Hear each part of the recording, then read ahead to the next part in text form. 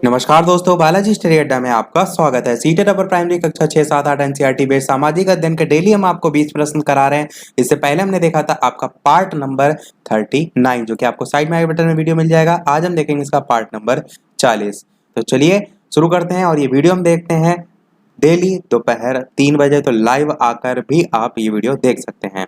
सबसे पहले बात करते हैं पिछले वाले वीडियो में जो मैंने प्रश्न पूछा था उसके उत्तर की। तो पिछले वाले वीडियो में मैंने प्रश्न पूछा था कि सर ह्यूग रोज के अनुसार निम्नलिखित में से कौन क्रांतिकारियों का सबसे अच्छा और सबसे बहादुर सैन्य नेता है। 4 ऑप्शन थे, आपको बताना था कि इन चारों में से कौन सा जो है वो सही होगा। ऑप्शन ए, बी, सी या डी। बात कर लेते हैं उत्तर की। तो आपका ऑप्शन नंबर बी रानी लक्ष्मीबाई जो है वो बिल्कुल सही हो जाएगा। तो ये सर ह्यूग रोज के अनुसार था, इस चीज का ध्यान रखिएगा। रानी लक्ष्मीबाई की बात हुई है तो थोड़ा सा इनके बारे में भी जान लेते हैं। इनका जन्म जो है वो वाराणसी में हुआ था। कहाँ हुआ था? तो आप कहेंगे वाराणसी में हुआ था। कब हुआ था? तो आप कहेंगे 19 नवंबर 1828 को जो है वो हुआ था। 19 नवंबर भी आप चाहे तो याद रख सकते हैं। इनके बचपन का नाम क्या था? तो मणिकर्णिका इनके बचपन का नाम था और इस पर एक मूवी भी बन चुकी है। यदि आपने देखी होगी तो आपको पता अवश्य जो है वो होगा। लोग इन्हें प्यार से मनु के नाम से भी जानते थे। इनकी माँ का नाम जो है वो भागीरथी बाई था और पिता का नाम जो है वो मोरोपंत तांबे जो है वो था। और 1857 की जो क्रांति हुई थी उसमें इन्होंने महत्वपूर्ण भूमिका निभाई थी। इस चीज का भी विशेष ध्यान रखिएगा। चलिए देखते हैं अब अपने इस वीडियो के प्रश्न। तो सबसे पहला प्रश्न है आपका, निम्नलिखित में से कौन सा विकल्प आपको बताना है असत्य है, यानी कि गलत आपको छांटना है। पहला कह रहा है कि पुराणों में महापद्मनंद को सर्वोच्च चात्रात्मक की संज्ञा दी गई है। दूसरा ऑप्शन देखते हैं तो नंदों के नेतृत्व में मगध साम्राज्य जो है उसका उत्थान अधिक हुआ। तीसरा कह रहा है कि पौरव, इक्ष्वाकु और कौरव नामक राजवंश महापद्मनंद के साम्राज्य में सम्मिलित थे। और चौथा ऑप्शन कह रहा है कि नंद वंश की स्थापना महापद्मनंद ने की थी। तो आपको गलत कथन को छांटना है। बात करते हैं उत्तर की। तो पहला ही कथन आपका बिल्कुल गलत हो जाएगा कि पुराणों में महापद्मनंद को सर्वेच्च त्रांतक की संज्ञा दी गई है, ये आपका गलत है। तो फिर सही क्या है यहाँ पर वो भी आपको पता होना चाहिए। तो पुराणों में इसे महापद्म एकारात जो है उसकी संज्ञा दी गई है। सर्वोच्च या सर्वोच्च त्रांतक की संज्ञा नहीं दी गई है, महापद्म एकारात की संज्ञा दी गई है। चलिए देखते हैं अपना अगला प्रश्न दूसरा। भारतीय संविधान की मसौदा समिति के अध्यक्ष जो है वो कौन थे? 4 ऑप्शन है, आपको बताना है कि इन चारों में से कौन सा सही होगा। मसौदा समिति के अध्यक्ष यहाँ पर जो है वो पूछे गए हैं। ऑप्शन ए, बी, सी या डी। बात करते हैं उत्तर की। आपका option number C doctor B R Ambedkar सही हो जाएगा। मसौदा समिति को डॉक्टर बी आर अंबेडकर की अध्यक्षता के अंतर्गत 29 अगस्त 1947 को स्थापित जो है वो किया गया था। और मसौदा समिति के अन्य सदस्यों में के एम मुंशी आते हैं, कृष्णा स्वामी अयंगर आते हैं, एन गोपाल स्वामी आते हैं। इसी प्रकार आपके जो पहले प्रधानमंत्री थे यानी कि भूतपूर्व प्रधानमंत्री वो भी आपके इसी में आते हैं। जम्मू और कश्मीर जो है नेहरू मंत्रिमंडल के जो सदस्य थे वो भी इसी में आते हैं। तो यही सब ध्यान रखिएगा। मेन आपको ध्यान रखना है ये सन और इनका नाम। देखते हैं अपना अगला प्रश्न तीसरा। भारतीय औद्योगिक निवेश बैंक लिमिटेड के संदर्भ में निम्नलिखित कथनों पर विचार कीजिए। पहला कथन कह रहा है कि इसका मुख्य कार्य रुग्ण इकाइयों को वित्तीय सहायता पहुंचाना है। दूसरा कह रहा है कि इसकी स्थापना का उद्देश्य रुग्ण औद्योगिक इकाइयों को पुनः स्वास्थ्य बनाने हेतु विविध प्रकार की सहायता देना है। तीसरा कह रहा है कि इसकी अंश पूंजी में भारतीय औद्योगिक विकास बैंक का योगदान नहीं था। आपको बताना है कि इनमें से कौन कौन से जो कथन है वो सही हैं। केवल एक और दो, तीन और चार या केवल तीन। तो चलिए बात करते हैं उत्तर की, कौन सा सही होगा। आपका ऑप्शन नंबर बी 1 तथा 2 जो है आपका सही हो जाएगा। यानी कि इसका मुख्य कार्य जो रुग्ण इकाई है उनको वित्तीय सहायता पहुंचाना भी होता है। यहाँ पर भारतीय औद्योगिक निवेश बैंक लिमिटेड के संदर्भ में पूछा गया है। दूसरा भी कथन बिल्कुल सही है कि इसकी स्थापना का जो उद्देश्य है वो रुग्ण औद्योगिक इकाइयों को पुनः स्वास्थ्य बनाने हेतु विविध प्रकार की सहायता देना भी जो है वो होता है। तो आपका ऑप्शन बी यहाँ पर बिल्कुल सही हो जाएगा। चलिए देखते हैं अपना अगला प्रश्न चौथा। निम्नलिखित में से कौन सा बंदरगाह भारत के पश्चिमी तट पर स्थित है? चार ऑप्शन है, आपको बस छांटना है इन चारों में से कौन सा बंदरगाह भारत के पश्चिमी तट पर जो है वो स्थित है। ऑप्शन ए, बी, सी या डी। बात कर लेते हैं चलिए उत्तर की कौन सा सही होगा। तो आपका ऑप्शन नंबर ए बिल्कुल सही हो जाएगा। नाहवा सेवा आपका बंदरगाह भारत के पश्चिमी तट पर मुंबई के पास जो है वो स्थित है। और इसका एक अन्य नाम भी है, वो क्या है, जवाहरलाल नेहरू बंदरगाह। तो इसके रूप में भी इसे जाना जाता है, तो ये भी ध्यान में रखिएगा।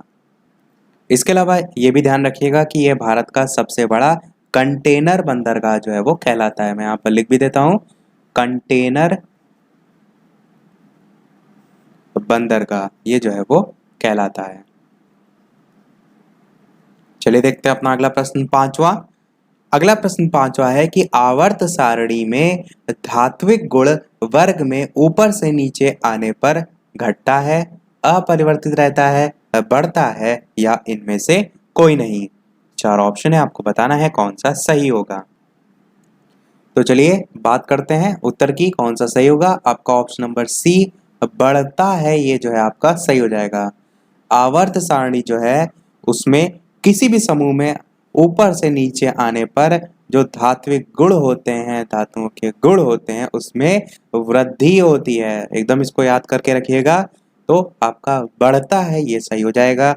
और किसी भी धातु के समूह में ऊपर से नीचे जाने पर धातुओं की जो क्रियाशीलता है अगर वो पूछ जाए तो वो भी आपकी जो है वो बढ़ती है।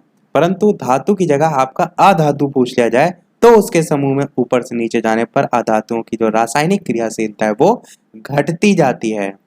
संयोजकता के संबंध में भी पूछा जाता है प्रश्न काफी बार कि किसी भी एक समूह के जो तत्वों की संयोजकता होती है वो आपकी समान रहती है।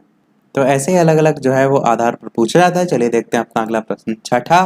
निम्नलिखित में से किस गण से बुद्ध संबंधित थे? सांख्यगण, कोलियागढ़, मल्लगढ़ या निर्भयागढ़। चार ऑप्शन है, आपको छांटना है कि इन चारों में से कौन सा सही होगा। तो सबसे पहले तो आपको पता होना चाहिए ये गढ़ आखिर होता क्या है। तो गढ़ लोगों का एक समूह था जहां पर शासक वर्ग और प्रत्येक व्यक्ति के बीच समान रूप से व्यवहार जो है वो किया जाता था। प्रश्न में पूछा गया है कि बुद्ध संबंधित थे, यानी कि गौतम बुद्ध किससे संबंधित थे। तो आपका ऑप्शन ए सही हो जाएगा। सांख्यगढ़ जो है इससे जो है वो संबंधित है। अगला प्रश्न देखते हैं सातवां। बौद्ध धर्म से संबद्ध अर्धगोलाकार अंत्येष्टि संबंधी टीले को कहते हैं? स्तूप कहते हैं, तोरण कहते हैं, विहार कहते हैं या दुखंग कहते हैं। चार ऑप्शन है, आपको छांटना है इन चारों में से कौन सा सही होगा। तो चलिए बात कर लेते हैं उत्तर की कौन सा सही होगा। आपका ऑप्शन नंबर ए, स्तूप जो है आपका बिल्कुल सही हो जाएगा। चलिए देखते हैं अपना अगला प्रश्न आठवां। इसके अलावा वीडियो पसंद आए तो वीडियो को लाइक भी अवश्य कर दीजिएगा ताकि इसी प्रकार डेली हम आपको अच्छे अच्छे प्रश्न दोपहर 3 बजे जो है वो प्रैक्टिस कराते रहें। प्रश्न आपका अगला कौन सा है आठवां। पुर्तगाली, डच और ब्रिटिश कंपनियां निम्नलिखित में से किस व्यापार में रुचि रखती थी? चाय में, कपास और रेशम में, चीनी में या गेहूं और चावल में। चार ऑप्शन है, आपको बताना है कौन सा सही होगा। तो चलिए बात करते हैं उत्तर की कौन सा सही होगा। आपका ऑप्शन नंबर बी, कपास और रेशम जो है वो सही हो जाएगा। तो पुर्तगाली, डच और ब्रिटिश कंपनियां कह सकते हैं या लगभग सभी विदेशी कंपनियां बेहतर गुणवत्ता की कपास, रेशम, काली मिर्च, लौंग, इलायची, दालचीनी आदि आप कह सकते हैं खरीदने में रुचि जो है वो रखते थे। अगला प्रश्न देखते हैं नवा। लाला लाजपत राय किसके विरुद्ध प्रदर्शन कर रहे थे जब पुलिस बर्बरता के शिकार हो गए? रॉलेट अधिनियम के, मार्ले मिंटो सुधार के, पिट्स भारत अधिनियम के या साइमन कमीशन के। अच्छा प्रश्न है, चार ऑप्शन है, बताना है आपको कौन सा सही होगा। तो चलिए बात करते हैं उत्तर की कौन सा सही होगा। आपका option number D, Simon commission बिल्कुल सही हो जाएगा। तो 30 अक्टूबर 1928 को 30 अक्टूबर 1928 को जो लाला लाजपत राय हैं वो विरोध कर रहे थे साइमन कमीशन का। तो तो तभी इनके विरुद्ध जो प्रदर्शन हो रहा था उसके खिलाफ जो है वो पुलिस बर्बरता जो है लाठियां चला दी गई थी, जिसमें ये बुरी तरीके से घायल हो गए थे, जिसके कारण इनकी मृत्यु हो गई थी 17 नवंबर 1928 को इनकी मृत्यु हो गई थी। परंतु मरने से पहले इन्होंने एक स्टेटमेंट दिया था घायल होने के बाद कि आज मेरे ऊपर बरसी हुई हर एक लाठी जो है कि जो चोट है वो अंग्रेजों की ताबूत की कील बनेगी। तो डायरेक्ट इस प्रकार से स्टेटमेंट भी पूछ जाते हैं कि किसने दिए थे, तो ये लाला लाजपत राय का जो है वो स्टेटमेंट था। चलिए देखते हैं अपना अगला प्रश्न 10वां। अवेस्ता में निहित प्रथाएं पुस्तकों में से किसकी तरह हैं? विनय पिटक, वेद, अवेस्ता या आदि ग्रंथ। 4 ऑप्शन है, आपको बताना है कौन सा सही होगा। बात कर लेते हैं उत्तर की कौन सा सही होगा। आपका ऑप्शन नंबर बी बिल्कुल सही हो जाएगा, यानी कि वेद जो है आपका सही हो जाएगा।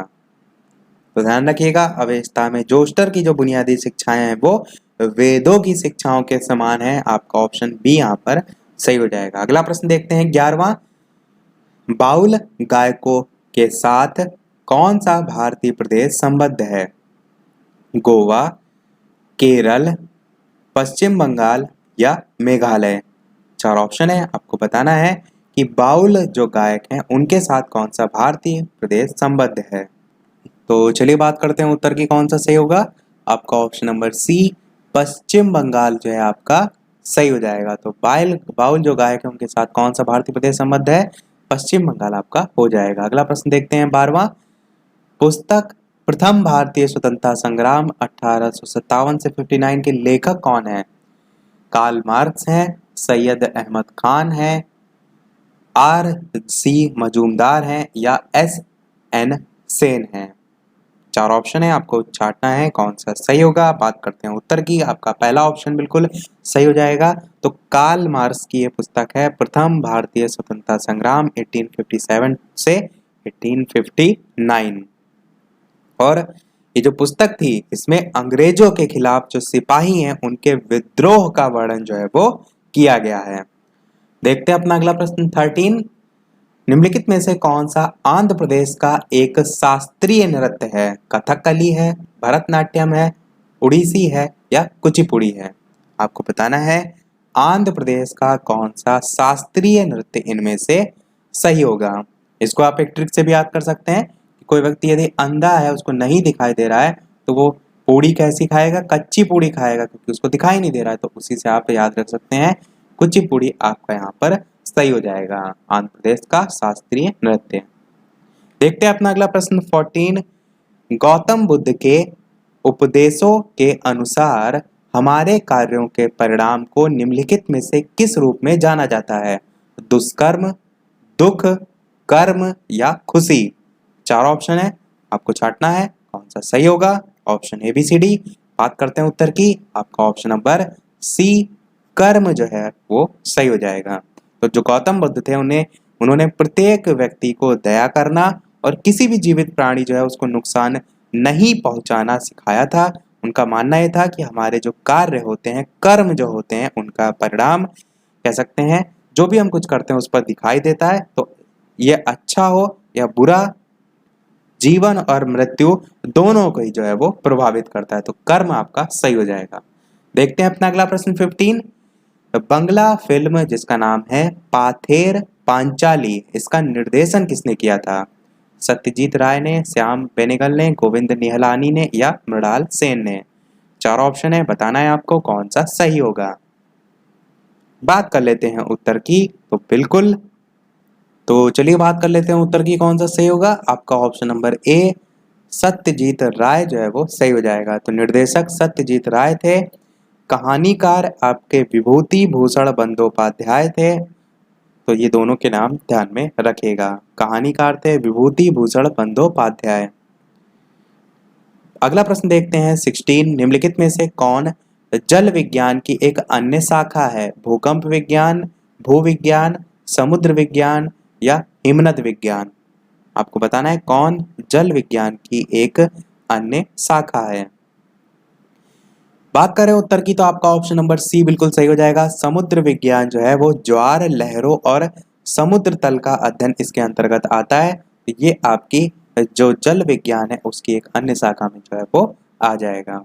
ज्वार, लहरों और समुद्र तल का अध्ययन आपका समुद्र विज्ञान में आता है। अगला प्रश्न देखते हैं 17। डायनामाइट का आविष्कार करने वाले स्वीडिश रसायनत्र अभियंता और उद्योगपति का नाम क्या था? तो डायनामाइट की खोज किसने की थी ये आपको बताना है। 4 ऑप्शन दे रखे हैं, आपको बताना है कि इन चारों में से कौन सा सही होगा। ऑप्शन ए, बी, सी या डी। चलिए बात करते हैं उत्तर की, कौन सा सही होगा।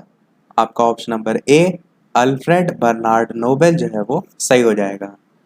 तो ये तो सारी चीजें इनके बारे में प्रश्न में ही लिखी है। स्वीडिश थे यानी कि स्वीडन के निवासी थे, और रसायन शास्त्री भी थे, और आपके इंजीनियर भी थे। ये सभी इनके बारे में लिखा है। बस आपको ध्यान में रखना है कि आविष्कारक जो है वो कौन थे। थोड़ा सा इसको ट्रिक से भी आप जोड़ सकते हैं।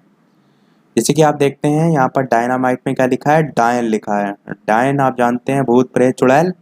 और नोबेल में देखिए क्या लिखा है, नो और बेल, यानी कि यदि आपके घर में कोई डायन आए और घर में बेल बजाए तो आपको दरवाजा नहीं खोलना है। तो बस नो बेल इस टाइप से थोड़ा सा जोड़ के याद रख सकते हैं। ऑप्शन में आपको दिखेगा तो आप उसे क्लिक कर ले जाएंगे। चलिए देखते हैं अपना अगला प्रश्न 18। निम्नलिखित कथनों में से कौन सा कथन लोकतंत्रीकरण की तीसरी लहर के विषय में सत्य है? 4 ऑप्शन दे रखे हैं, option A B C D करके आपको बताना है कि इन चारों में से कौन सा सही होगा।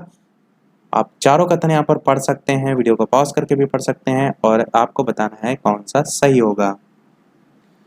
चलिए बात करते हैं उत्तर की, कौन सा सही होगा। तो आपका ऑप्शन नंबर ए सही हो जाएगा कि ये 19वीं शताब्दी के मध्य में जो है वो हुई थी। तो कौन सा कथन यहाँ पर पूछा गया था, लोकतंत्रीकरण की तीसरी लहर के विषय में सत्य है। तो जो लोकतंत्र का तीसरा प्रमुख चरण है, इसके संबंध में आप एक नाम ध्यान रखिएगा, मैं यहाँ पर लिख देता हूं, सैमुएल्सन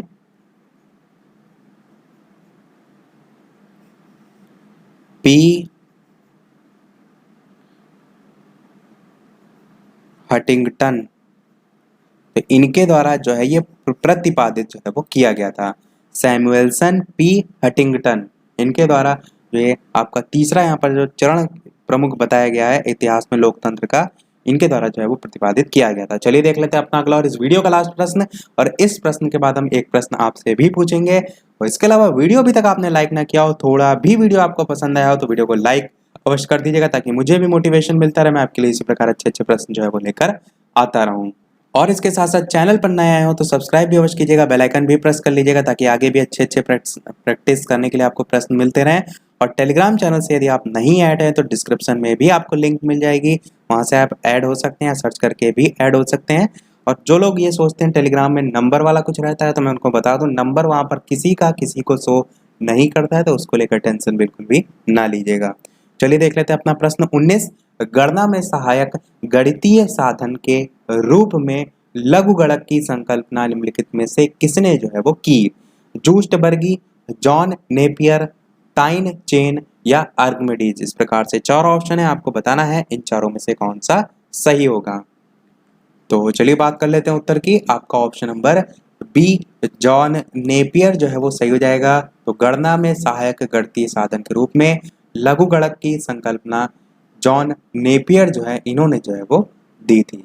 चलिए देख लेते हैं अब अपना वो प्रश्न, जैसे कि सभी वीडियो में हम आपसे एक ना एक प्रश्न पूछते हैं। इस वीडियो का आपके लिए प्रश्न ये है कि निम्नलिखित भारतीय राज्यों में से कौन तांबा अयस्क का सबसे बड़ा स्रोत है?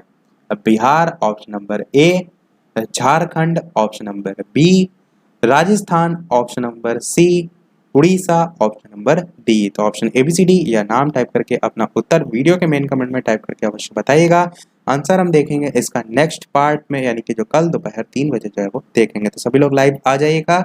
इसी के साथ हमारे आज का पार्ट समाप्त होता है। आज के वीडियो में इतना ही। वीडियो पसंद आया हो लाइक अवश्य कीजिएगा, नए हैं चैनल पर तो सब्सक्राइब जरूर कीजिएगा। चलिए मिलते हैं अगले वीडियो में नए टॉपिक के साथ। तब तक के लिए नमस्कार, थैंक यू फॉर वॉचिंग।